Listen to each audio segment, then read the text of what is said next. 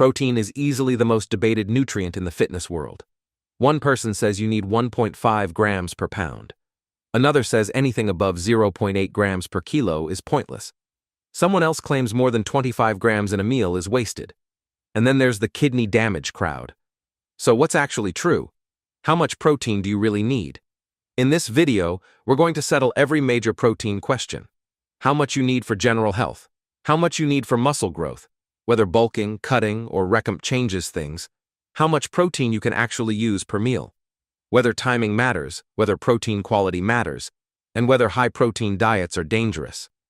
By the end, you'll have a clear, science-backed framework that removes all confusion. Let's start at the foundation. Step 1. The bare minimum.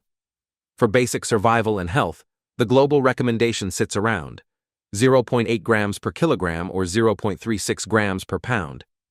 That's enough to prevent deficiency, not optimize performance. If you weigh 180 pounds, that works out to roughly 65 grams per day. And honestly, that's easy to hit accidentally. A serving of chicken, some rice, a glass of milk. Done. But here's the problem. That recommendation is based on sedentary individuals. It does not account for resistance training. It does not account for muscle repair. It does not account for performance optimization. So if you lift weights, even recreationally, you're already outside that baseline. Now we move from minimum required to survive to optimal for adaptation. Protein for muscle growth.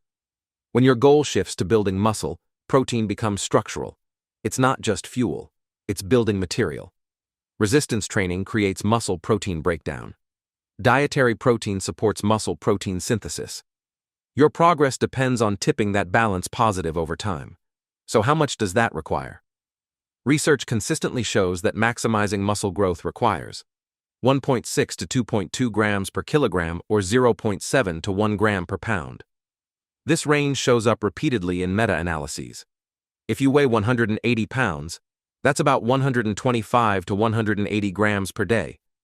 You'll notice something interesting. The famous 1 gram per pound rule sits neatly at the high end. It's not magic, but it's a safe ceiling. Going above it doesn't appear to provide significant additional muscle-building benefit for most people.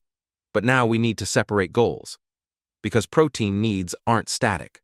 They change depending on energy availability. When you're bulking, when calories are high, your body is well fed. There's plenty of energy available from carbohydrates and fats. Your body is less likely to break down muscle tissue for fuel. In this environment, protein needs are stable, not excessive. That 0.7 to 1 gram per pound range works perfectly. More isn't necessarily better. In fact, pushing protein too high during a bulk can crowd out carbs, which are critical for training performance. Bulking is about fuel and recovery. Protein supports growth. Carbs drive performance.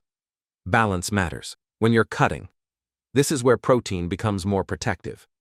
When calories drop, glycogen stores decrease, fat stores shrink, recovery capacity drops. Your body is more likely to use muscle tissue as fuel. To offset this, protein intake should increase.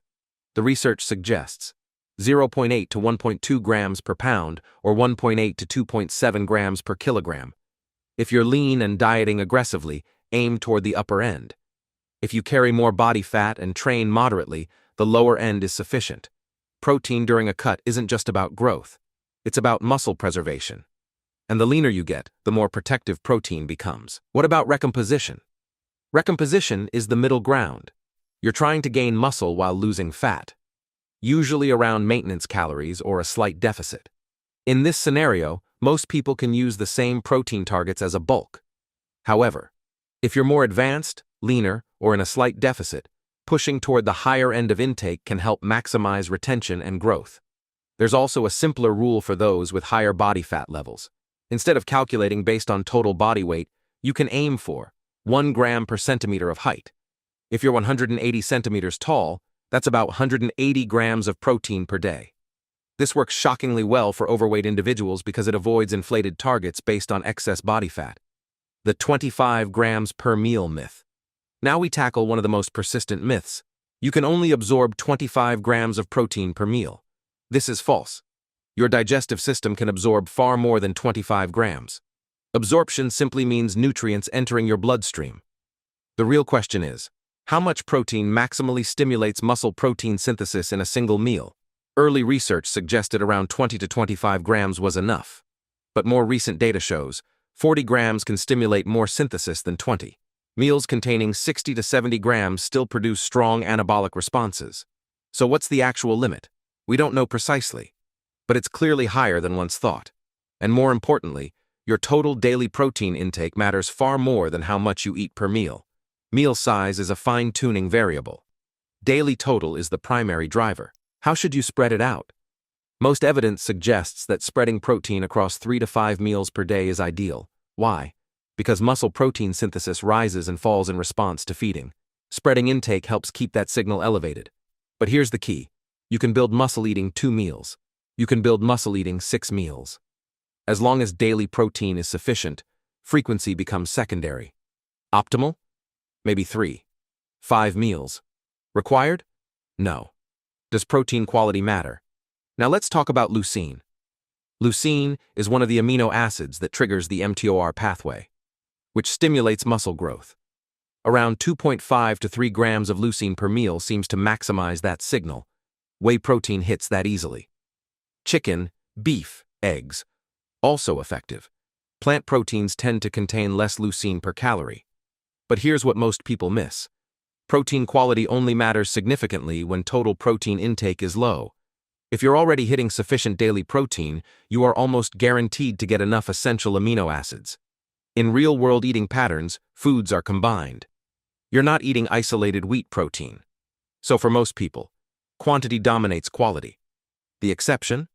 Vegan lifters may benefit from slightly higher total intake or using blended plant protein sources. But even then, the solution is simple. The anabolic window. Let's clear this up. You do not need to slam a protein shake within 30 minutes post-workout. Muscle protein synthesis remains elevated for many hours after training. As long as your pre- and post-workout meals are within roughly 4-6 hours of each other, you're covered. The only situation where timing becomes more important: training completely fasted.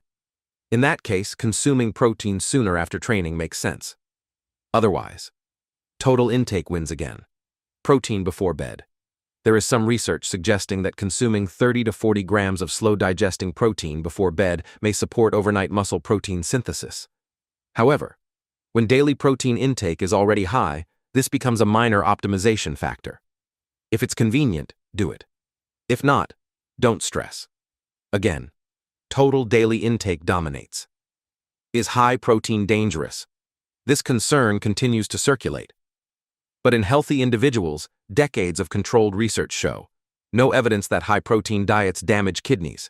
Even intakes as high as 2 grams per pound have shown no harmful effects in resistance-trained individuals. If you have pre-existing kidney disease, speak to a physician. But for healthy lifters, high protein is safe and often beneficial. So what are your thoughts on how much protein you actually need to build muscle effectively? Do you think the classic 1 gram per pound rule still holds up? Or do you lean toward a different approach based on your experience? Let me know in the comments.